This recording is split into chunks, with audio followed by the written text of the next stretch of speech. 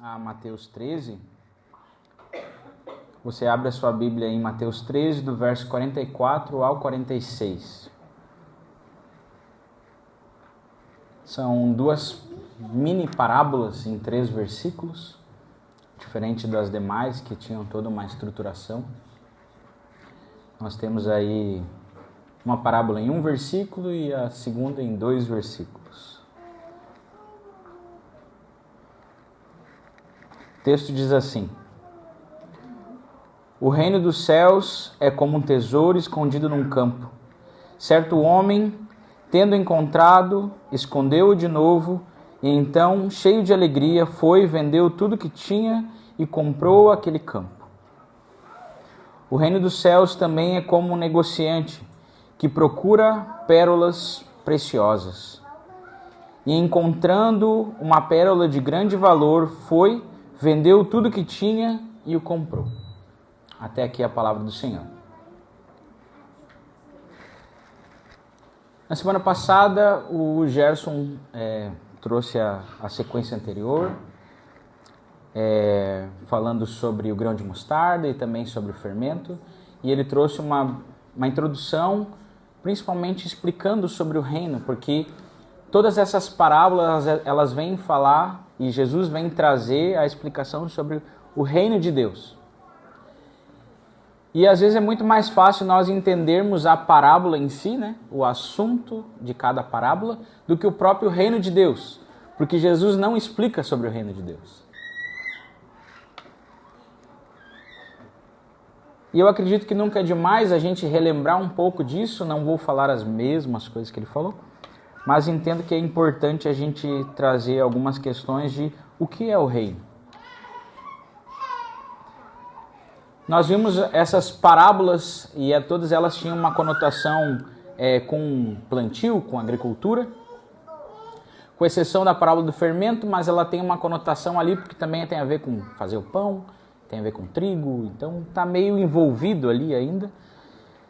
Mas essas duas parábolas aqui, elas vão falar sobre tesouros, sobre riquezas, sobre investimentos.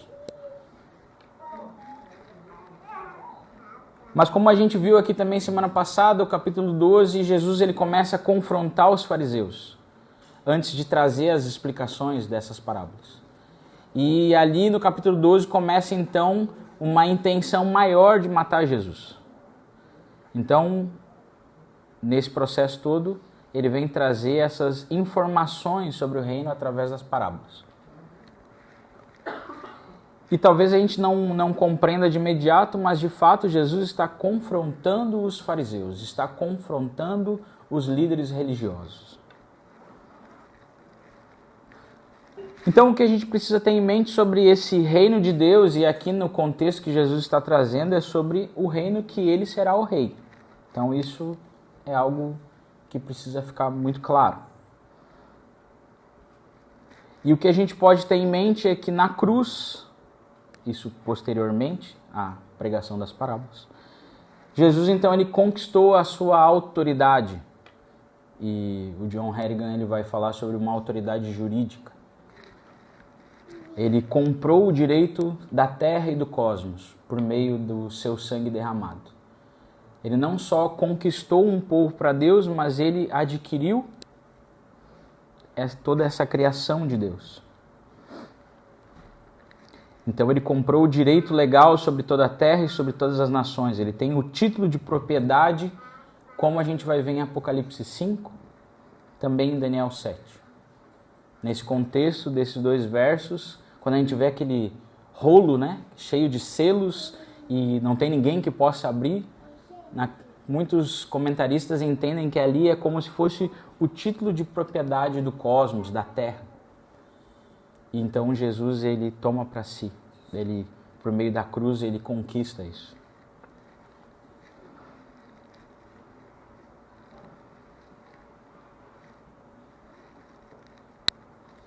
Mas isso precisa ficar bem claro que ainda ele não é o rei de toda a terra.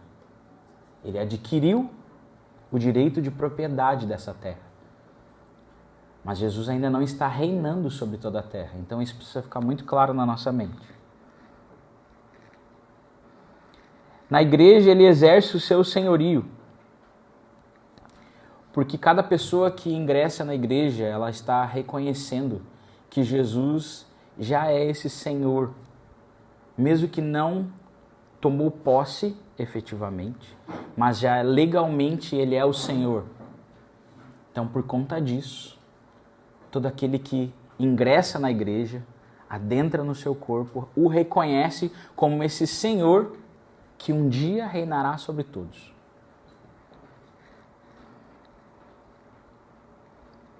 Então o governo de Cristo ele já opera na igreja, mas a igreja não é o reino.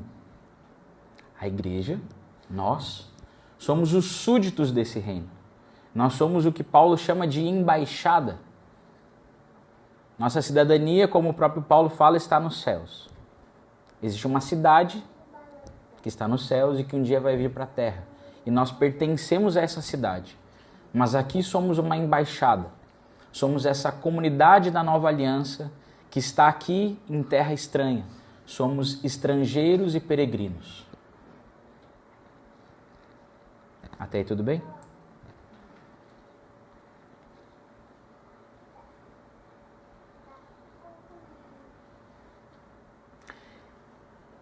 A plena operação desse reino vai acontecer quando ele retornar.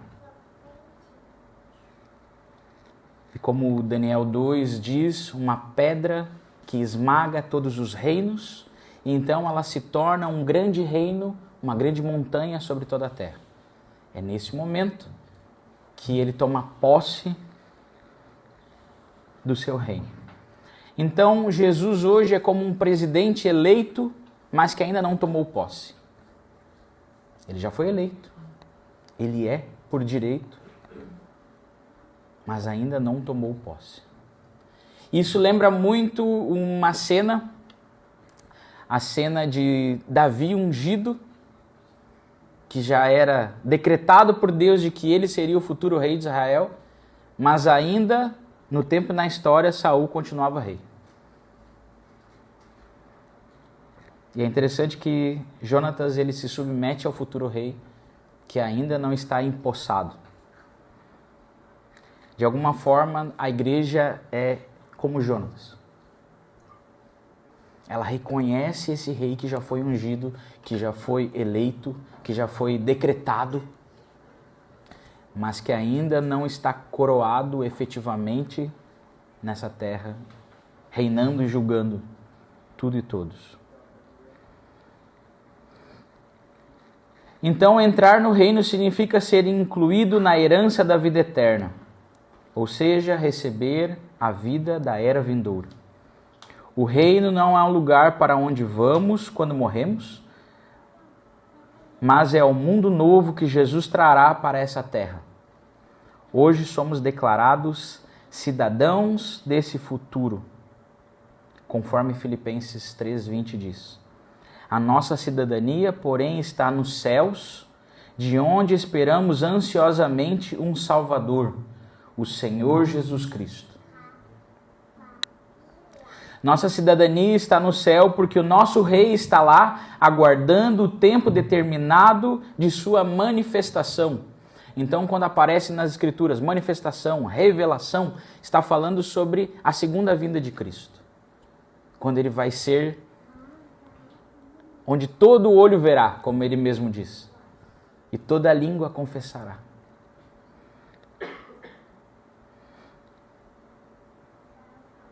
Então isso, nessa revelação, nessa manifestação, seu retorno e a sua vinda acontecerão e a salvação na sua plenitude também vai acontecer. Então, ser salvo, entrar no reino, Cristo vir, tudo são sinônimos de um mesmo tempo onde vai acontecer isso.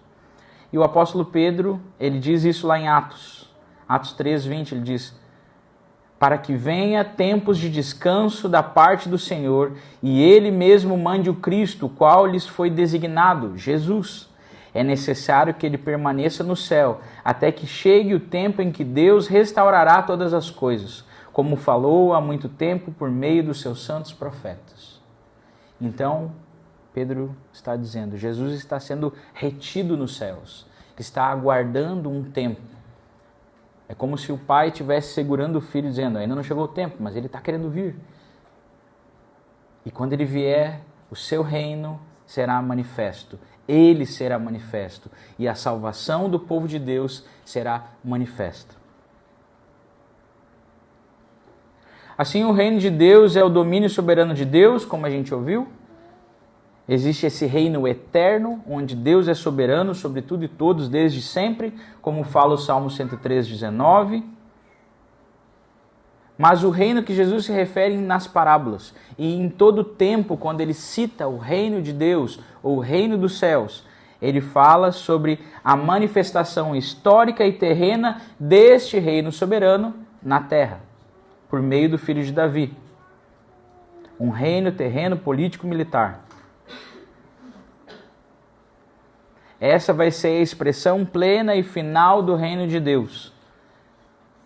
A vinda terrena do seu reino, o qual nós aguardamos, o qual o povo de Deus aguarda, porque depende do seu retorno físico. Apocalipse 11:15 diz: o reino do mundo se tornou do nosso Senhor e do seu Cristo, e ele reinará para todo sempre. Essa é a primeira fase do reino de Deus, do reino eterno, do reino dos céus, na terra. É importante que a gente não se confunda. Quando aparece reino de Deus, reino dos céus, reino de Cristo, está apontando para essa realidade histórica. Deus reina sobre tudo e todos desde sempre. Patrick explicou isso aqui muito bem. Mas essa realidade soberana de Deus vai se manifestar na terra, um dia, por meio do homem que Deus escolheu, como diz o Salmo 2. Deus ungiu o seu ungido. Deus escolheu o seu Messias e ele reinará sobre toda a terra. Pede-me as nações, te darei por herança, inclusive as ilhas, os confins da terra.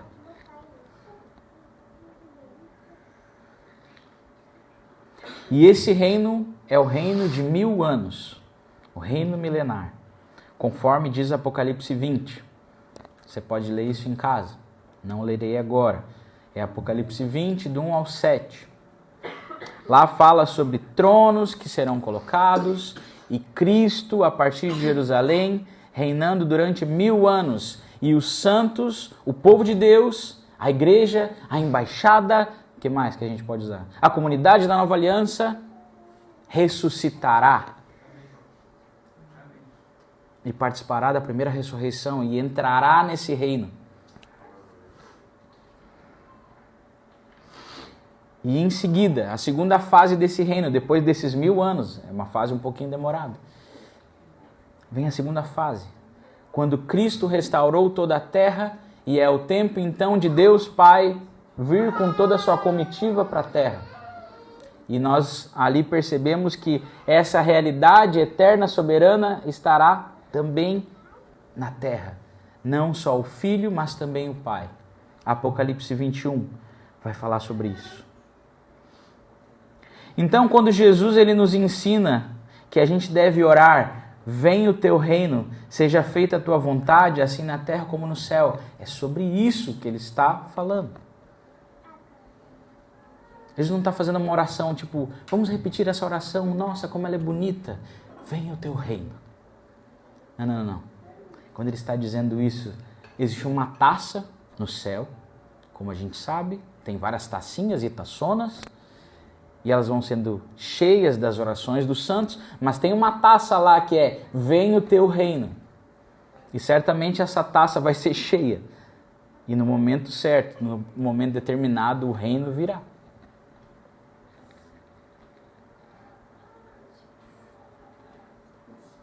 Então, quando o reino finalmente se manifestar na nova criação, ele será visível, universal e sem fim. E ele inclui céus e terra. Cristo reinará sobre todo o cosmos.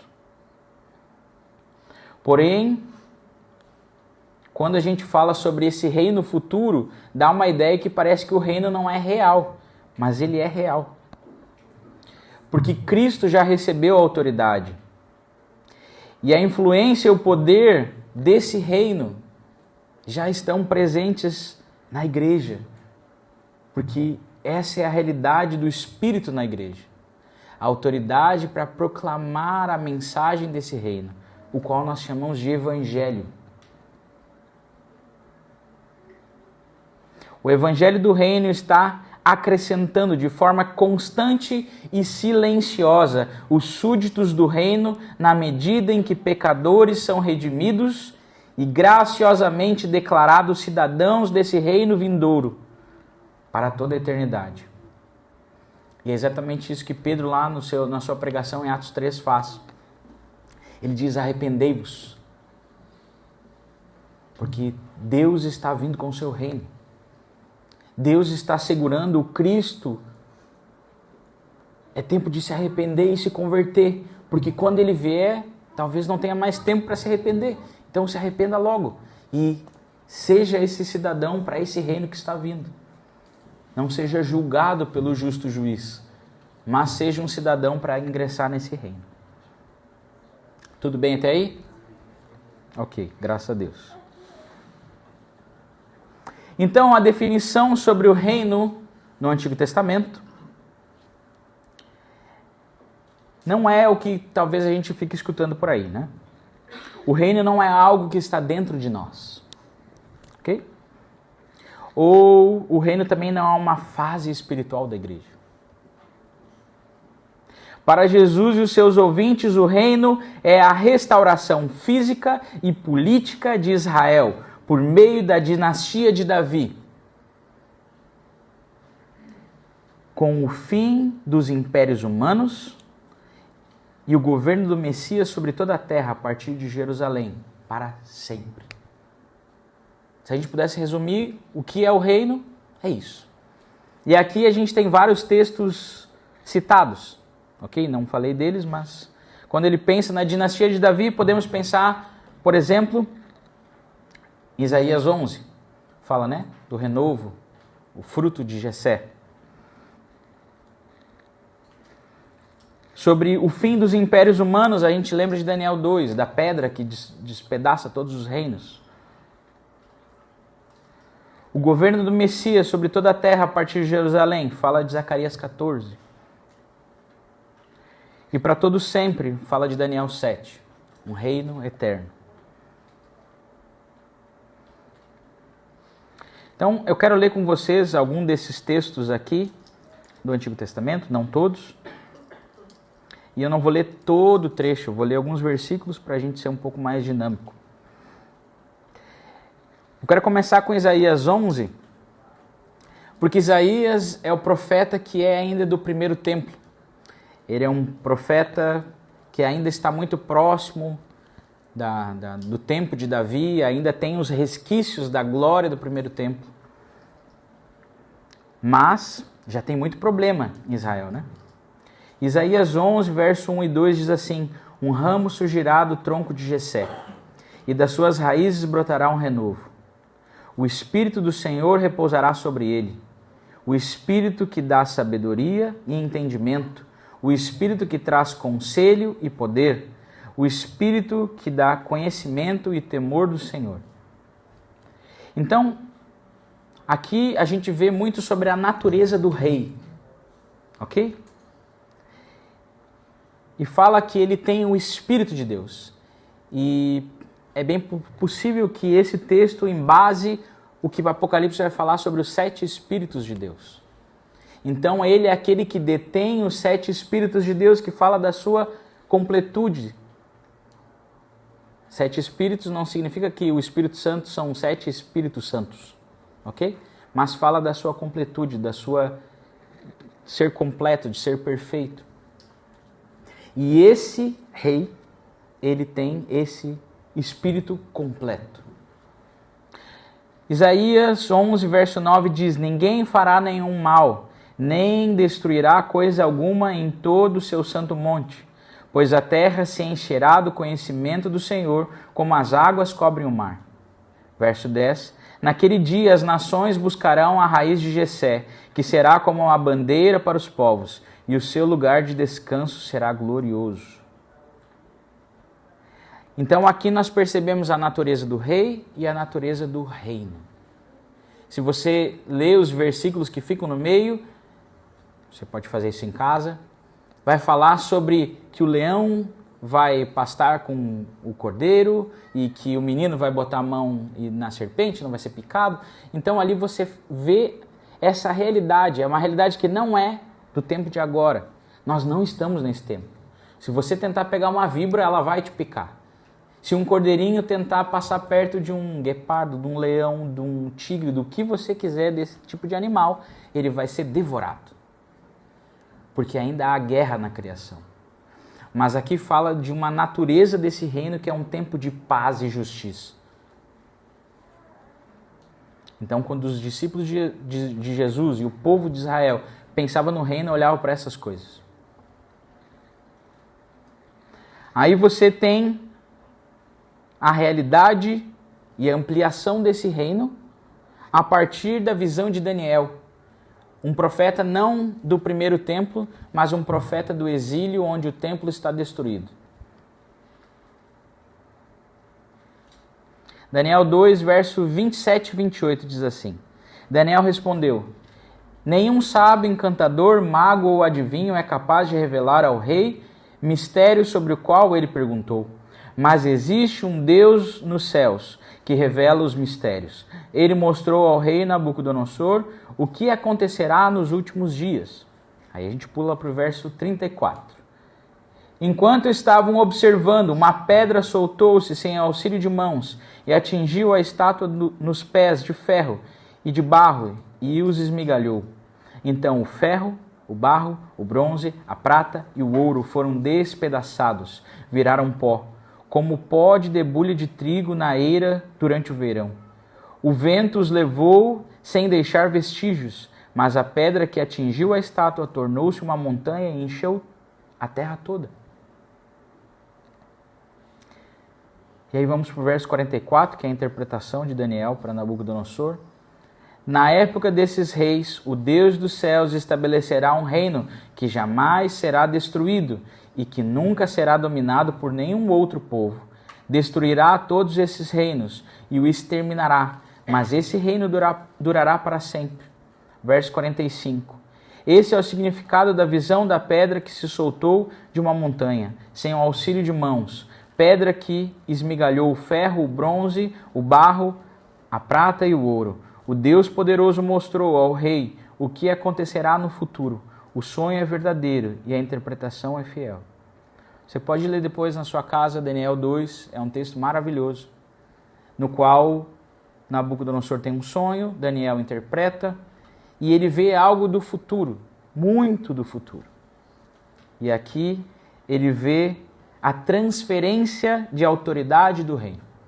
Se Isaías 11 fala sobre a natureza do rei e do reino, Daniel 2 fala sobre uma transferência de autoridade, onde os reinos deixam ser dos homens e se tornam do Messias.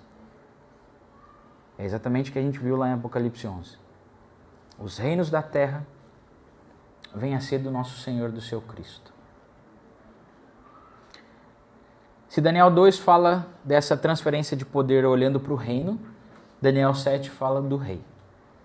Daniel 7, 13 e 14 diz: Na minha visão à noite vi alguém semelhante a um filho de um homem, vindo com as nuvens dos céus. Ele se aproximou do ancião e foi conduzido à sua presença. A ele foram dados autoridade, glória e reino. Todos os povos, nações, homens de todas as línguas o adorarão. Seu domínio é um domínio eterno que não acabará, e o seu reino jamais será destruído.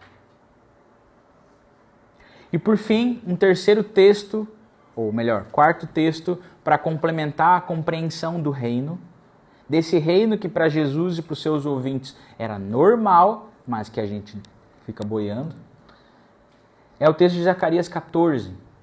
Aí nós temos um profeta do segundo templo. E aqui ele fala sobre a implantação desse reino de forma global. Então, Isaías fala da natureza do rei e do reino. Daniel fala sobre me fugiu a palavra agora. A transferência da autoridade. E Zacarias fala sobre a implantação desse reino. Verso 1 e 2, Zacarias 14, verso 1. Vejam, o dia do Senhor vem. Verso 8.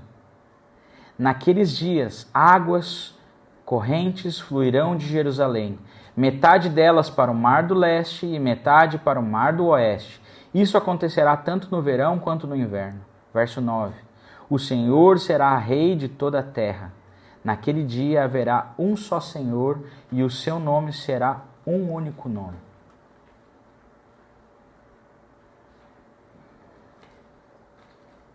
Se nós não temos esse pano de fundo para a compreensão do reino, a gente pode pensar aquelas 1000 coisas que o pessoal fica falando por aí. Que a gente vai implantar o reino, que a gente vai manifestar o reino, que a gente está levando o reino. É bonito.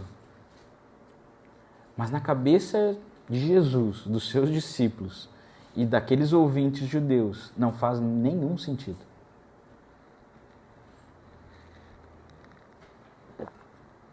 Talvez a gente fique empolgado, mas não faz sentido.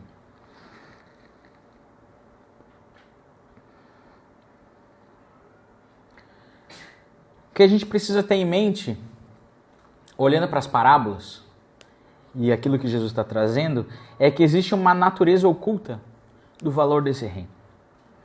O reino ainda não foi estabelecido, pois como a gente viu em Daniel 2, a estátua de Daniel 2 ainda permanece em pé. A da Havã lá em Guaíba caiu. Mas a estátua de Daniel 2, ela permanece em pé. Como diz o Joãozinho, ele diz assim, em Canoas não caiu, só em Guaíba.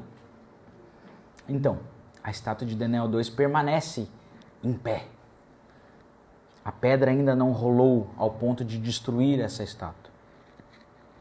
Mas o Evangelho é o anúncio de que este tesouro é real, de que esse reino é real. Assim, embora o reino seja um evento futuro e visível, o seu alto valor e a sua natureza são reconhecidos agora pela fé, revelando que a nossa herança na era vindoura é um ativo, pensando em questões financeiras, valioso, que vale a pena qualquer homem, qualquer mulher possuir. Uma coisa que a gente precisa também ter em mente sobre essas duas parábolas, diferente das demais, é que as demais parábolas elas têm um tom meio de perseverança. Você precisa perseverar. Existe um processo. Você precisa plantar e esperar colher. Você precisa amassar a massa, botar o fermento e esperar ela crescer. Então tem um processo. E ali tem ter paciência, tem que ter espera. Essas parábolas, elas têm um tom não de uma renúncia triste ou de uma espera que é cansativa. Mas ela fala sobre investir com alegria. Ela tem um tom de vantagem. Ela tem um tom de alegria, de entusiasmo. É a alegria de alguém que vê a oportunidade de um negócio de milhões, como está aí famoso, né? Milhões. Ou bilhões. Onde a maioria das pessoas olha para aquela realidade e não vê valor algum. Alguém percebeu riqueza, percebeu valor, percebeu algo que vale a pena, enquanto a maioria olha e diz, não faz sentido nenhum. Então, o tom da mensagem é de sagacidade, de inteligência, de alegria, de me dei bem. Entende? Você consegue perceber isso? O cara acha um tesouro do nada. Ele pensa, me dei bem. É sobre isso. Ou o comerciante que procura coisas valiosas, ou pessoal aí que fica procurando moedinha ou dente de ouro na praia, sei lá. Quando ele acha, ele me dei bem. Então o tom dessas parábolas não é de paciência, de espera, de tristeza, mas de alegria, de entusiasmo, de sagacidade, de, sei lá, algo nesse sentido. Então, entendendo o conceito do reino, todo mundo entendeu? Não é sobre manifestar o reino, não é sobre nada disso. O reino não está dentro de você, ok? O que está dentro de você chama Espírito Santo, que é o penhor de que esse reino virá. Vamos então para as parábolas, tendo o reino de pano de fundo. Então está falando sobre um grande investimento, ou a gente poderia falar sobre o custo de entrar no reino. Vamos ver o verso 44 de novo. O reino dos céus é como um tesouro escondido num campo. Certo homem, tendo-o encontrado, escondeu-o de novo, e então, cheio de alegria, foi e vendeu tudo que tinha e comprou aquele campo.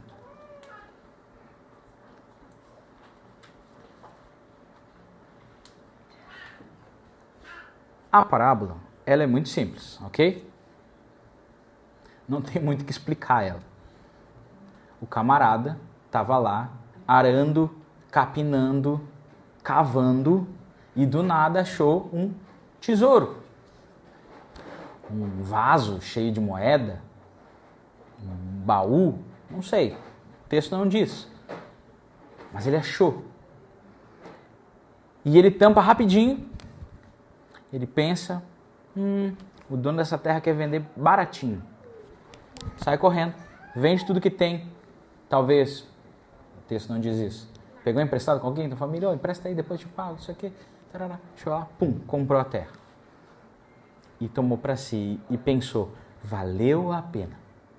Valeu a pena me desfazer de tudo que eu tinha para comprar essa terra, porque esse tesouro é precioso. Aí talvez você se pergunte, esse cara é muito safado. Porque ele estava cavando, ele estava arando, ele estava mexendo na terra de outra pessoa. Ele achou o tesouro naquela terra que não era dele. E ele não avisou o dono. Quem pensou isso? Alguém pensou? Alguém? Ou você nem está pensando? Pense comigo. Alguém foi cortar a grama da sua casa.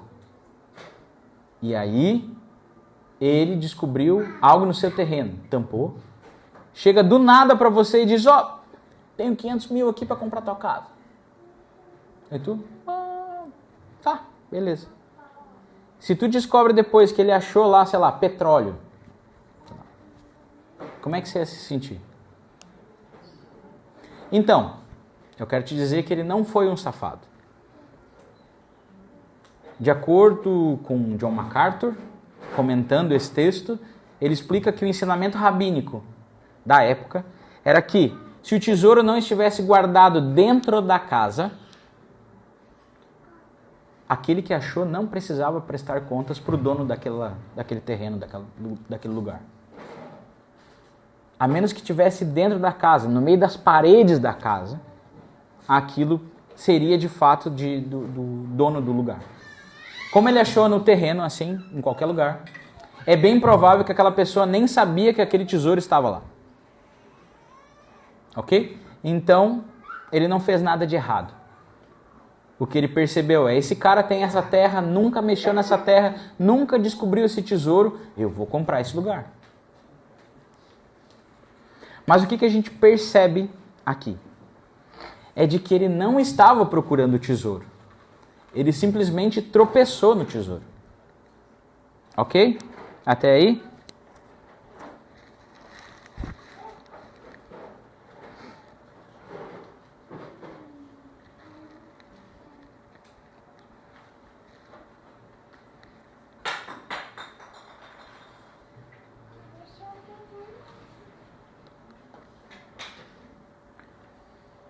Esse achado inesperado, ele fala sobre muitos que encontram o reino sem procurar. É a pura graça de Deus que se doa e se revela por primeiro. Isaías 65, verso 1 diz: Fiz-me acessível aos que não perguntavam por mim. Fui achado pelos que não me procuravam. A uma nação que não chamava pelo meu nome, eu disse: eis-me aqui. Então, olhando para essa parábola, a gente percebe alguém que não estava procurando por aquele tesouro, simplesmente tropeça nele. E isso é a pura revelação da graça de Deus, quando nós olhamos para a vida de qualquer um, quando encontra com Deus sem estar procurando por Ele.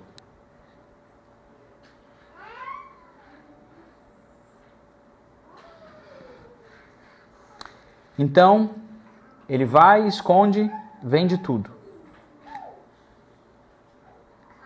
Porque ele entende que aquilo que ele encontrou valia a pena, valia vender tudo.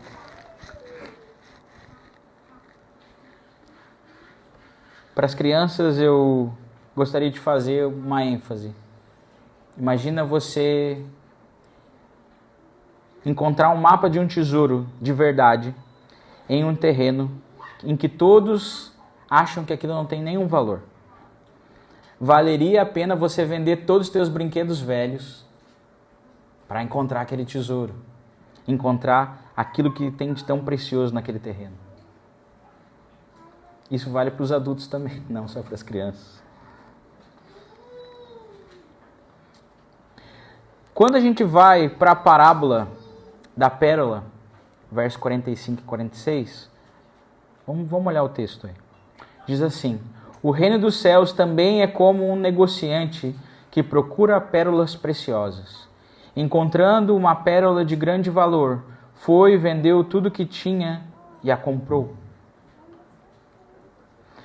O diferente daquele homem que encontra o tesouro sem querer, esse especialista em pérolas, ele está procurando, ele está investigando, ele está indo de lugar em lugar procurando pérolas, em busca da pérola perfeita. Ele está indo, vai num lugar, vai no outro.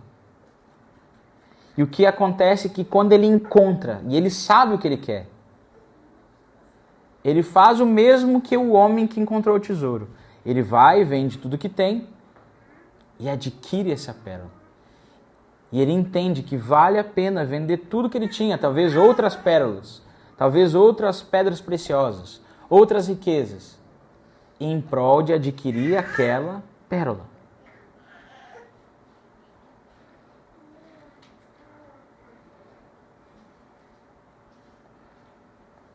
É possível que Jesus ele possa ter feito referência a um texto de Jó 28, a partir do verso 12, que diz: onde, porém, se poderá achar a sabedoria? Onde habita o entendimento? O homem não percebe o valor da sabedoria. Ele não se encontra na terra dos viventes. O abismo diz: eis, em mim não está, e o mar diz: não está comigo. Não pode ser comprada, mesmo com ouro mais puro, nem pode se pesar o seu preço em prata. Não pode ser comprada nem com ouro do puro de Ofir, nem com o precioso ônix ou com safiras. O ouro e o cristal não se comparam a ela, e é impossível tê-la em troca de joias de ouro. O coral e o jaspe nem merecem menção. O preço da sabedoria ultrapassa os dos rubis. Então, esse texto de Jó também estava na mente dos judeus e do próprio Jesus. E aqui ele fala sobre a sabedoria sendo muito mais valiosa do que qualquer pedra preciosa. E lembra, Jesus está falando sobre o reino. E quando ele está falando sobre aquele reino que será manifesto, ele associa esse reino com esse tesouro precioso que foi encontrado sem querer, ou como o do negociante que procura com todas as forças essa pérola preciosa.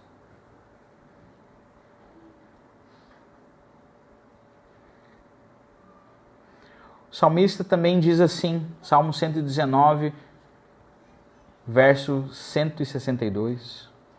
Eu me regozijo na tua promessa como alguém que encontra grandes despojos.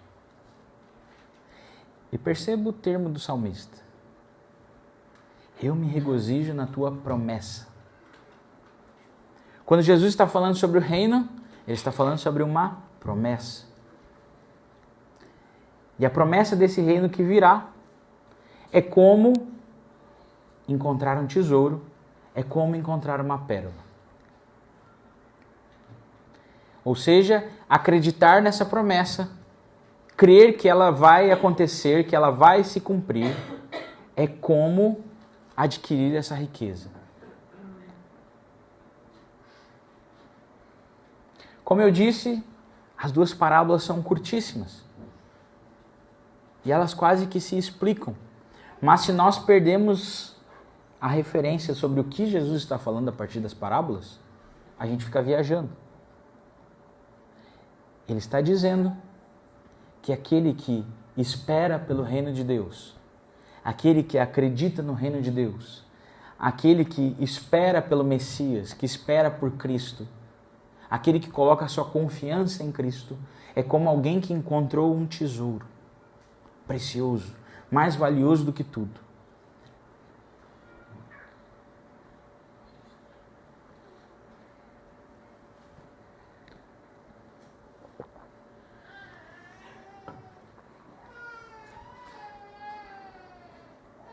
Como eu disse na introdução, na cruz, Jesus ele garantiu a sua autoridade jurídica sobre toda a criação, sobre toda a terra e também sobre a igreja. E isso é exatamente o que o próprio Deus fala para Israel aos pés do Monte Sinai. Êxodo 19, verso 5 diz: Agora, se me obedecerem fielmente e guardarem a minha aliança, vocês serão o meu tesouro pessoal dentre todas as nações, embora toda a terra seja minha. Quando nós olhamos para Jesus,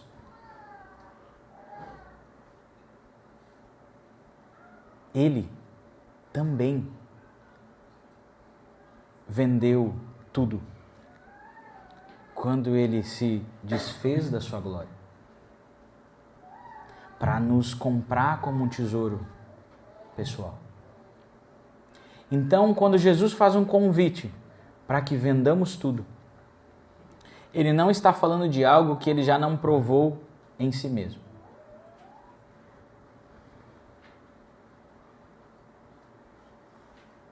O que precisa ficar claro é que vender tudo não é pagar pela salvação, mas reconhecer que nada nessa era vale a pena ser mantido em comparação com a glória da ressurreição na era vindoura. Como diz John MacArthur, o custo é tudo que temos, mas o ganho é tudo que Deus é. Vou repetir a frase. O custo é tudo que temos, vender tudo. Mas o ganho é tudo que Deus é. Porque o tesouro, no fim das contas, é o próprio Deus. É o Senhor, é o seu reino, é a sua justiça.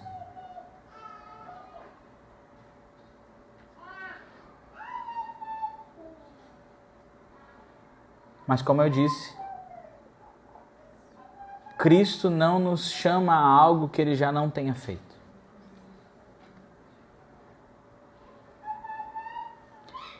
Deixar a sua glória não é outra coisa como se vender tudo. Ele se despiu da sua glória, se tornou servo. Para conquistar um povo para si, para nos tornar tesouro, herança pessoal.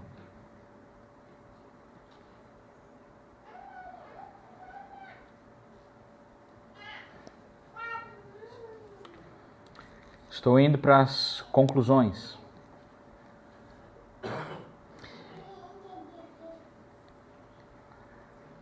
Ser sábio é olhar para o fim da história. Se tudo o que vemos hoje, governos, riquezas, sistemas e as coisas que nós adquirimos, que nós temos, um dia será desfeito como a estátua de Daniel 2, ou seja, vai virar pó. O único passo lógico é colocar o coração naquilo que dura para sempre, ou seja, o reino que vem do céu. É trocar o que é passageiro por uma herança que nunca acaba. Não é só os reinos da terra que vão ser despedaçados. A sua vida fora de Cristo vai ser despedaçada. Os seus sonhos vão ser tornados pó. Se você não estiver na rocha eterna, se você não estiver firmado em Cristo, não só os reinos desse mundo vão ser, mas toda a nossa vida, tudo aquilo que a gente adquiriu, tudo aquilo que a gente tem, tudo aquilo que a gente coloca valor, se não estiver em Cristo, vai ser destruído. Nós, muitas vezes, jogamos para o outro. O cara que não é crente, aquele lá que não quer saber de Deus, esse vai ser destruído. Mas as Escrituras são claras de que aquilo que não estiver em Cristo vai ser julgado e passado pelo fogo. Vai ser destruído. Só vai permanecer aquilo que é de Cristo, que está em Cristo.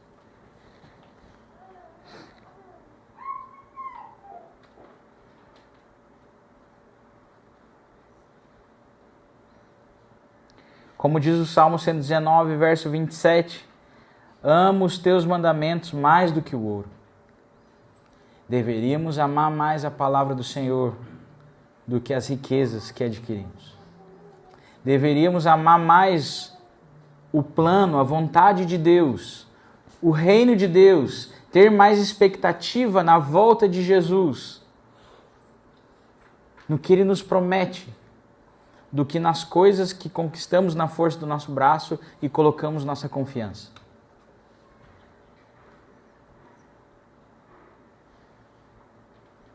Eu te faço uma pergunta. Você está disposto a abrir mão das suas seguranças aqui na terra pela alegria de fazer parte do reino de Jesus que virá? Você vai responder, eu já aceitei Jesus. Eu já disse sim para Jesus. Ok, mas as suas escolhas diárias têm passado pelo crivo do reino de Deus, da sua justiça. Você tem olhado para esse tesouro precioso e você tem vendido tudo em prol dele? Ou você tem achado, não vale a pena?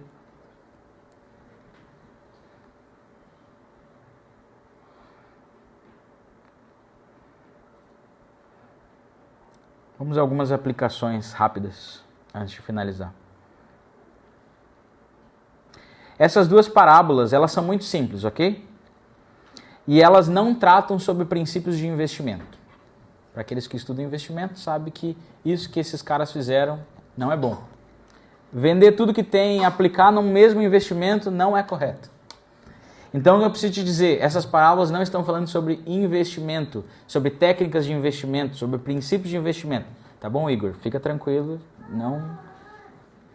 Né? É o clássico, não coloque todos os ovinhos na mesma cesta. Então, Jesus não está tentando ensinar princípios de investimento. Sua mensagem é eterna. Tudo que este mundo considera valioso ou importante é nada comparado ao valor de conhecer a Cristo e de fazer parte do seu reino. É sobre isso que Jesus está falando. Quando Jesus quer falar um pouco sobre também investimentos, ele vai falar sobre o Senhor que dá os talentos para os seus servos. E o Senhor espera que a gente multiplique os talentos. Então Jesus fala muito sobre dinheiro, ele vai falar muito sobre investimentos. Mas aqui especificamente ele está falando sobre o negócio da vida. É do tipo assim, cara, é a chance de você vender tudo e ter algo que vale mais do que tudo. Não é sobre técnica de investimento, é sobre você ter a eternidade.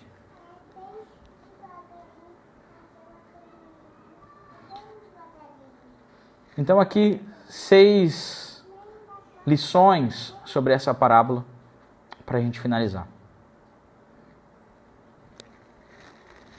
Primeiro,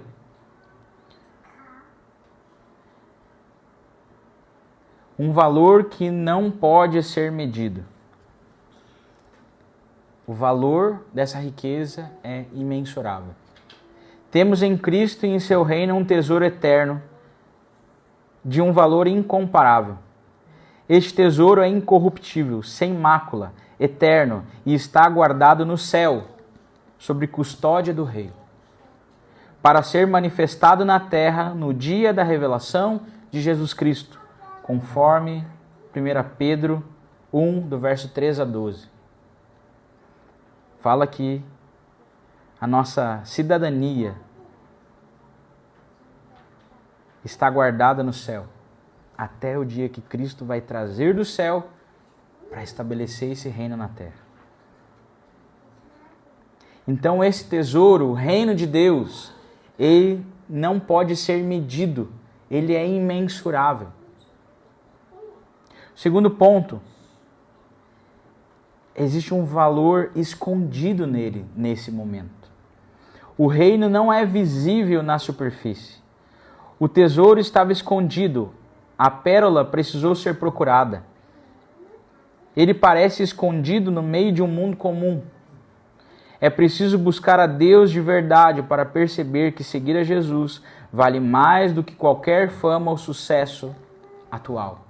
E Jesus disse isso para Nicodemos. Ele disse: ninguém entra no reino do céu se não nascer de novo. Se não houver um novo nascimento, se não houver um toque de Deus, se não houver Deus tocando o coração, não tem como a pessoa perceber valor no reino. Por isso as pessoas passam por Jesus, ouvem sobre o Evangelho e acham aquilo sem sentido. Porque a menos que Deus toque o coração, a pessoa nunca vai perceber o real valor. Por isso esse valor está oculto, está escondido. Mas no momento que os olhos são abertos, a pessoa corre e vende tudo. Porque aquilo que ela encontrou vale toda a sua vida. Ou seja, ter um encontro com Cristo, ter um conhecimento, um entendimento, uma revelação na sua mente, no seu coração, de que um reino está vindo e de que Deus vai restaurar todas as coisas. Vale a pena entregar toda a sua vida aqui e agora, em prol desse reino.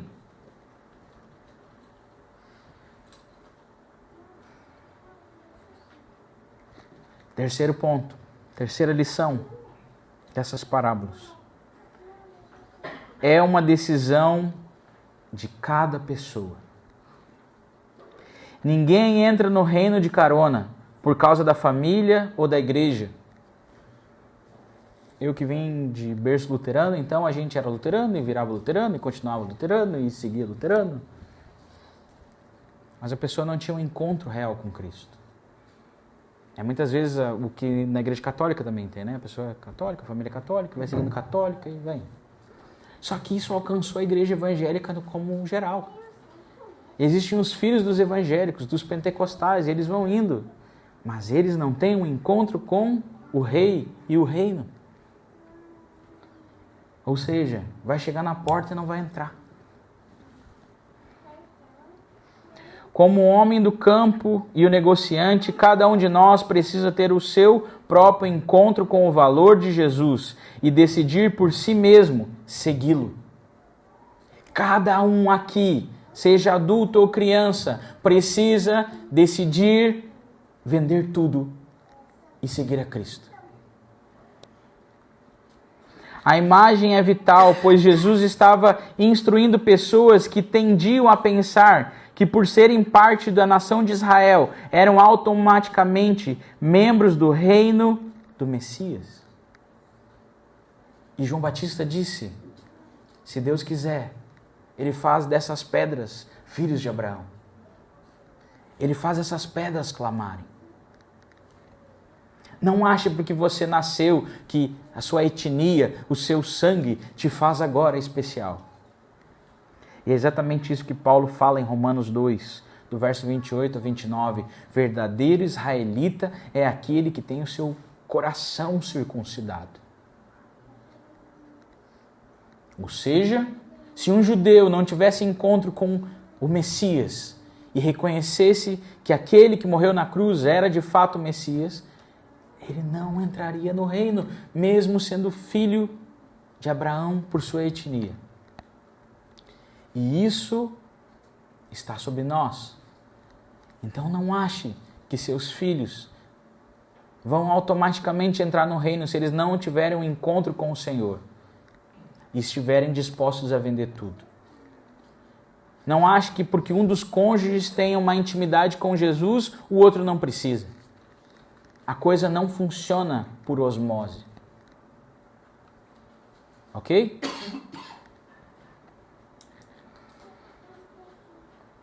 Quarta lição. A alegria na entrega. Muitas pessoas acham que ser cristão é apenas deixar de fazer coisas. Mas a parábola diz que o homem vendeu tudo cheio de alegria. Quando você descobre que Jesus é o Rei, você não fica triste por abrir mão de coisas velhas. Você fica feliz por ganhar algo infinitamente melhor. Jesus disse isso também em João 15. Eu oro para que a minha alegria seja completa e para que a alegria de vocês seja completa. No quê? Em ser amigo dele. Lembra lá? João 15. Vocês são meus amigos quando fazem a minha vontade.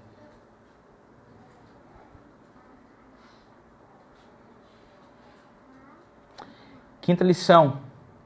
Caminhos diferentes para o encontro com o mesmo rei. Calma lá. Que história é essa? Todos os caminhos levam a Deus. Não foi isso que eu disse. Caminhos diferentes para o encontro com o mesmo rei. O que estamos falando aqui? Deus alcança as pessoas de formas diferentes. Alguns tropeçam na verdade quando nem estavam procurando. Exemplo de Paulo. Paulo era um religioso, ele estava buscando a Deus e tudo mais, mas ele não queria encontrar com Jesus. Você concorda? E simplesmente acontece. Outros buscam a vida inteira até encontrar a resposta em Jesus. Um exemplo, Cornélio. Um homem justo, orava, dava esmolas, buscava a Deus, mas ele precisava de uma coisa, Jesus. Então ele procurou tanto que Jesus fez Pedro ir até a casa dele. Aqui a história de cada um pode ser dessas formas. Você talvez buscou, até que encontrou Jesus. Ou talvez você estava ali passando e tropeçou em Jesus. Não sei. A história de cada um aqui. Não importa como você chegou aqui. O que importa é que você faz parte, que você agora encontrou o tesouro. E ao encontrar o tesouro, você vendeu tudo. E se não vendeu, venda rapidamente. E a sexta lição e última, o custo de seguir Jesus. A salvação é de graça, mas seguir a Jesus custa toda a nossa vida. Não é uma compra com dinheiro, mas uma troca. Eu entrego o comando da minha vida para aquele que é o único dono legítimo do mundo. Lembra? Ele tem autoridade jurídica sobre tudo e todos. Mas eu voluntariamente já chego e é teu. Toma a minha vida. Eu sei que você já é dono. Toma. Vale a pena calcular esse custo e perceber que nada que deixamos para trás chega perto do que vamos receber. E Jesus fala isso tanto em Mateus 16 quanto Lucas 14, quando ele fala sobre o custo do discipulado. Quando ele diz, um homem está construindo e ele olha, analisa para ver se ele vai conseguir concluir a sua construção. Ou quando ele diz, aquele que quer me seguir precisa deixar tudo e tomar a sua cruz. Ambos estão falando sobre a mesma coisa. Sobre olharmos se estamos dispostos a entregar nossa vida em prol de sermos discípulos dele. E é isso que está falando as duas parábolas. Você encontrou algo que vale muito mais do que a sua vida. E por conta disso, com alegria, você deixa a sua vida para seguir a vida dele. A mensagem das duas parábolas é a mesma. Calcule o preço de segui-lo. E se você fizer isso de forma ponderada, você certamente perceberá que a pérola ou tesouro são imensamente valiosos e que vale a pena abrir mão de qualquer tesouro temporal. E eu concluo com uma frase de Paulo em Filipenses 3, verso 7. Mas o que para mim era lucro, passei a considerar perda por causa de Cristo. Vamos ficar de pé?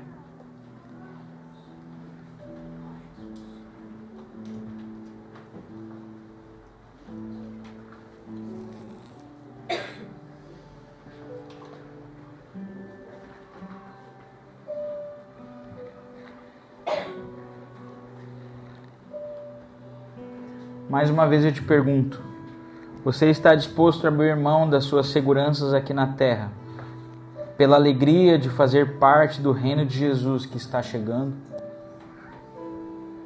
Essa avaliação precisa ser pessoal, precisa ser de coração. Não seja rápido em responder, porque o próprio Jesus ensinou por meio das suas parábolas e por meio dos seus ensinos. Ele diz, um homem estava construindo uma casa. E esse homem sentou e começou a calcular para ver se ele tinha recurso suficiente para construir aquela casa para não passar vergonha. Ou, indo numa guerra contra outro, ele olhou, meu exército é menor, o exército dele é maior. Será que o meu exército ganha? Você precisa parar e calcular. Você precisa parar e ponderar. Certamente, ir de encontro com Deus, o seu exército é muito maior. Sairemos derrotados. Então, pegue a bandeira branca, levante, acene e diz, eu me rendo.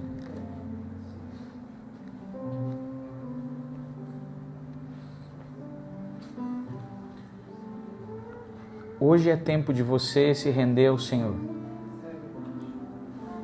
Mas como diz a parábola, ela não é algo ruim.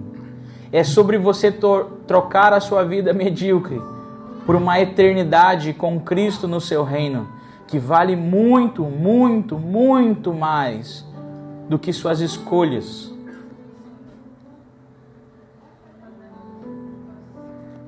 Feche seus olhos, vamos orar.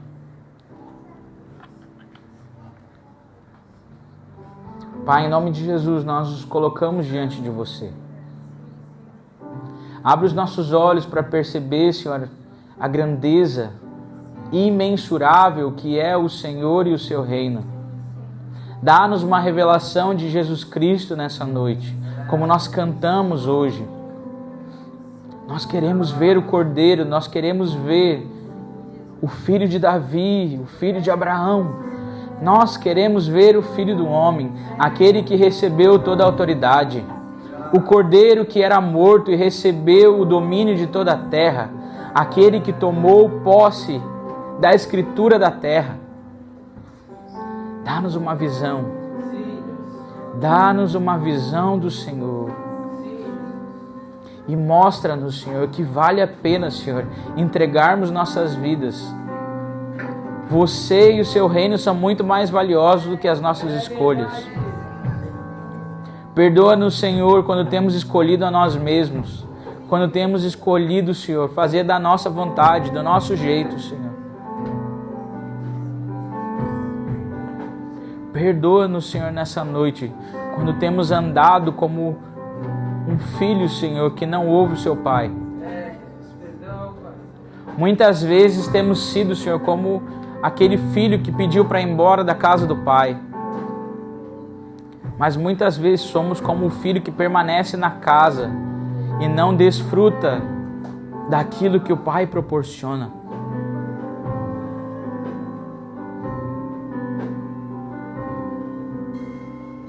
Mostra-nos, Senhor, a grandiosidade do seu reino. Abre os nossos olhos, toca-nos hoje com o Evangelho, Senhor. Espírito Santo, abre os nossos olhos, traz lágrimas aos nossos olhos, traz contrição, Senhor, traz arrependimento. Toca-nos hoje, Senhor. Não nos deixe, Senhor, continuarmos andando, escolhendo a nossa vida, Senhor.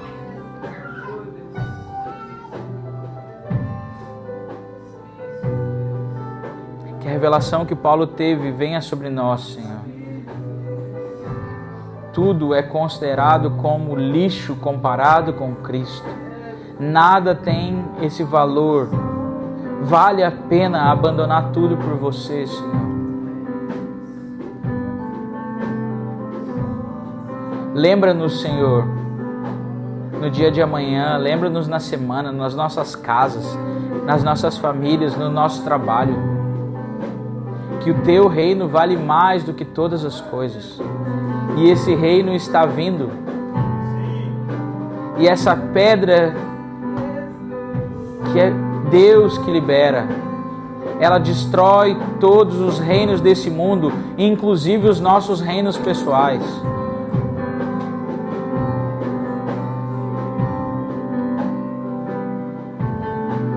Mas que possamos ver beleza e alegria em saber que você está nos encontrando hoje, Senhor. E fazer a sua vontade, escolher o Senhor, é infinitamente melhor, Senhor, do que permanecermos no nosso estilo de vida, Senhor. Te pedimos, Espírito Santo, ministra aos nossos corações nessa noite.